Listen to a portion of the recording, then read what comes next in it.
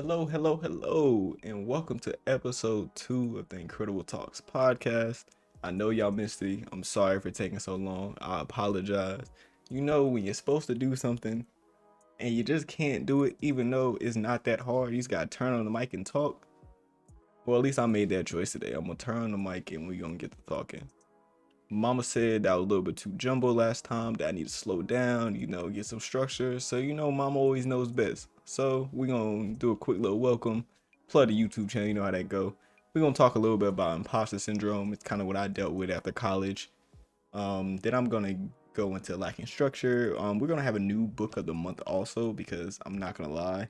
Toward the end, it got a little wonky in the 12 Rules for Life by Jordan Peterson.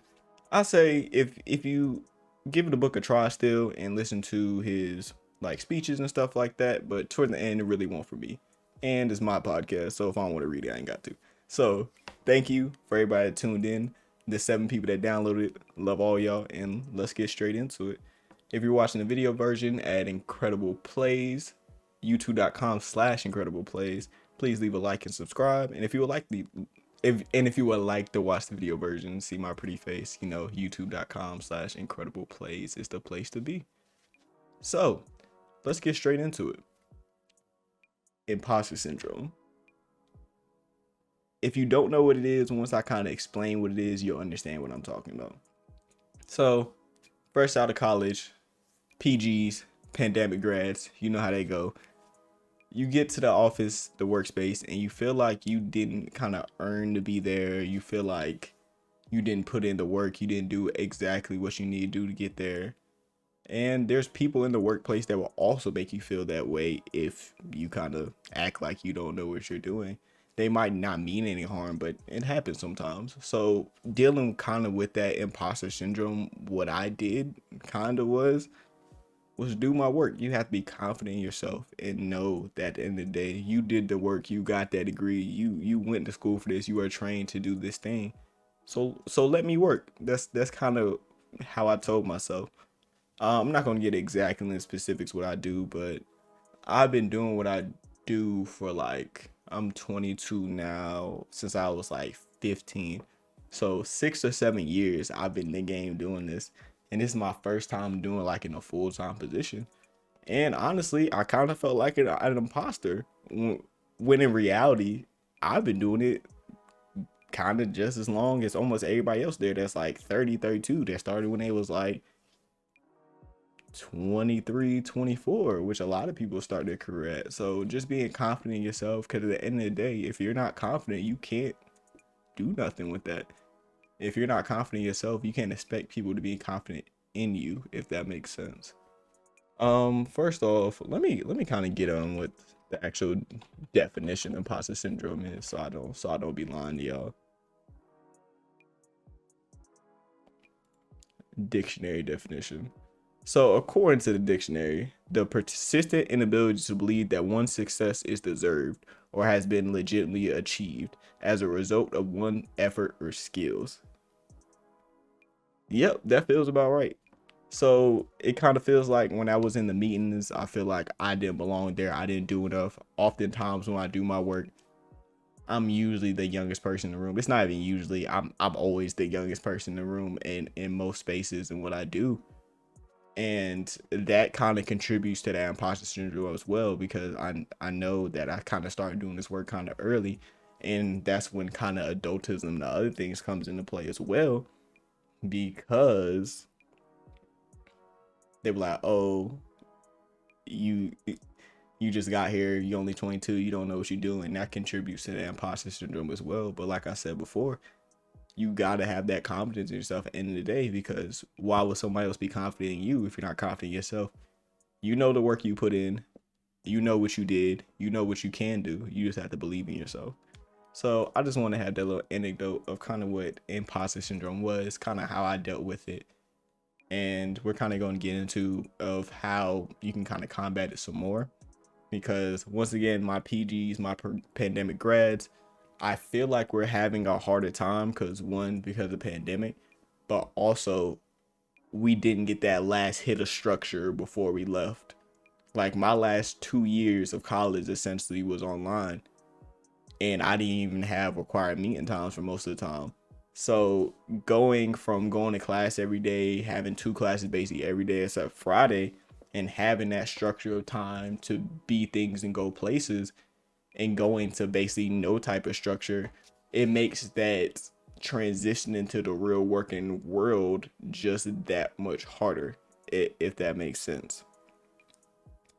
Because at the end of the day, as humans, we need some type of structure.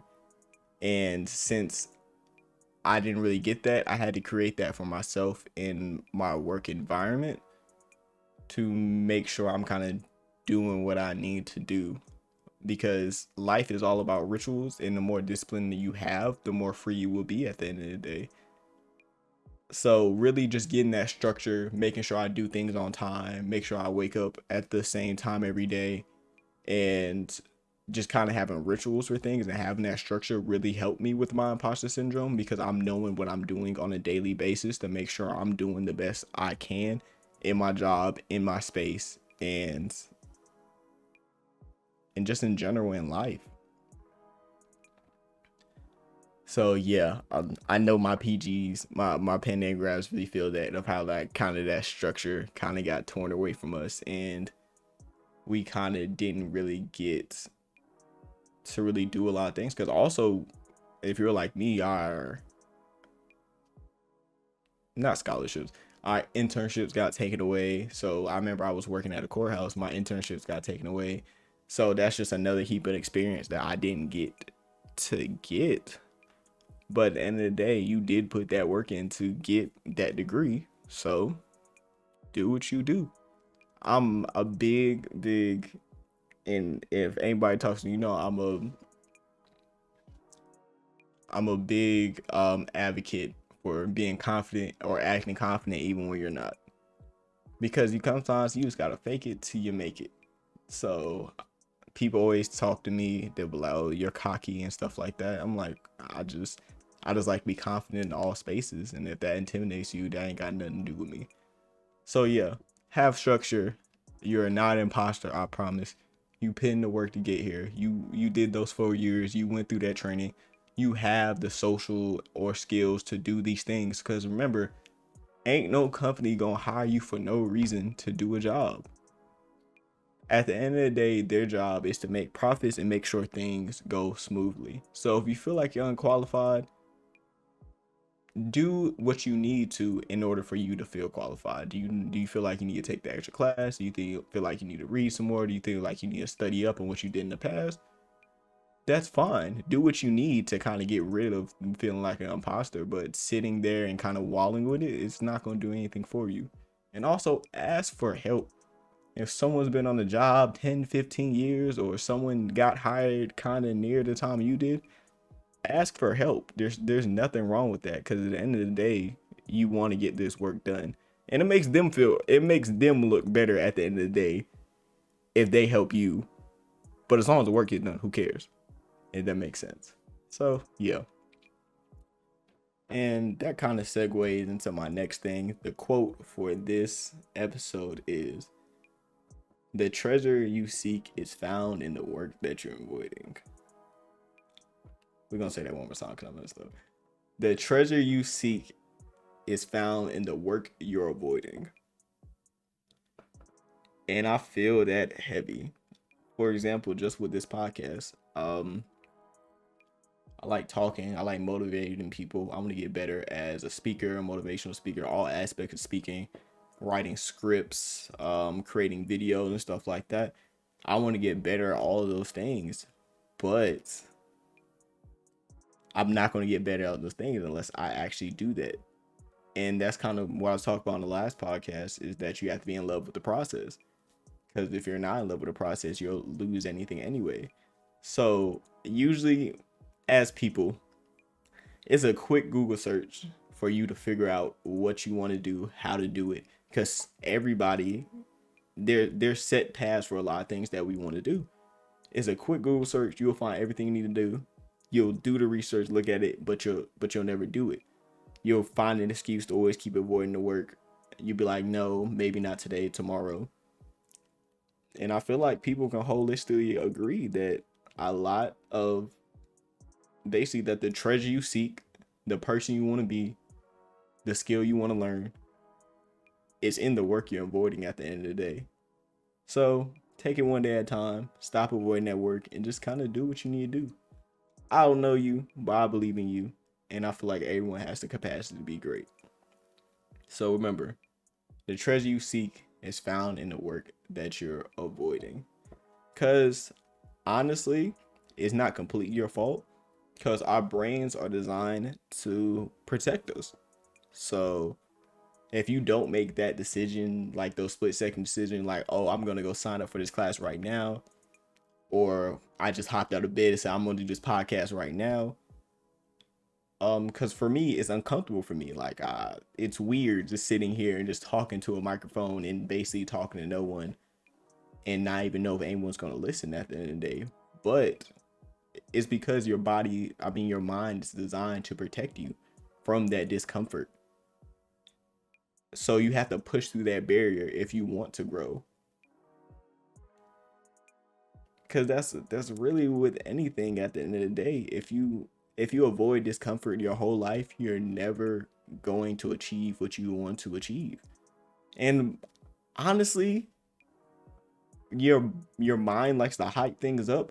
Once you start doing that thing you've kind of been avoiding and you find like uncomfortable and stuff like that, it's really not that bad. You just have to do it, if that makes sense. So just remember, we are designed to avoid discomfort. Your mind is just simply trying to protect you, but that's why we have consciousness, to be able to make sure we're doing what we're supposed to do, and just don't let that stop you. So yeah, I appreciate y'all for hearing me ramble. I said that we're going to change the book of the month. Let me, where I put that book at? Oh Lord, don't tell me I lost the book. Oh, it was under my plate. So we will no longer be reading 12 Rules for Life. This is actually one of my favorite books that I've ever read. I might give it another gander just to give myself some motivation in general. If you've heard Apollo Cole, I don't know how to say this man's last name, Coelho, Paulo Coelho, his book The Alchemist. I'm sure a lot of people have heard the book in general, and I say you just give it a quick gander. It's a really easy read. It's only it's about probably like 170 pages, but I promise you it's a really easy read. You kind of fly by because it's just so engaging.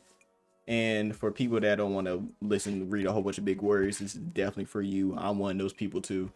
So Pablo Coelho, the Alchemist, is basically a story of a young shepherd and kind of his journey through life to find the treasure that he's seeking. And for me, this really helped me a lot to kind of put life in perspective and how everything is kind of connected. So I told y'all before, when I was not walking for a couple months and it was really hard, this book really helped me a lot. So I say everybody should give it a quick read. The Alchemist, it's pretty cheap on Amazon. It's been out for a while, but I think my man's Paulo, he do what it do when it comes to writing these type of books. I'm gonna read his other book next, The Archer. So when it comes to just anecdotes about life and kind of general, I say you get this book a try. So once again, thank you for coming to episode 2 of the Inkredible Talks podcast. This one might be a little shorter. I'm still working on how to do this whole podcast thing, but best believe by like episode like 10, we gonna do what it do. So once again, thank you. Please subscribe to the Inkredible Talks podcast. I'm doing reviews and playing games because I like to play video games. That's what I do in my life. So, and if you would like to financially support the show, please cash up, hashtag JBreezy18. If not, that's cool. The fact that you even listen to it was enough for me. So, see y'all next week. Like I said, I'm gonna stop playing, so it's gonna be every 2 weeks from now on. This will be coming out on Tuesday instead of Labor Day because no one's gonna be up listening to podcasts on Labor Day. So this will be out on Tuesday. Once again, thank you so very much for the listen, and have a great day.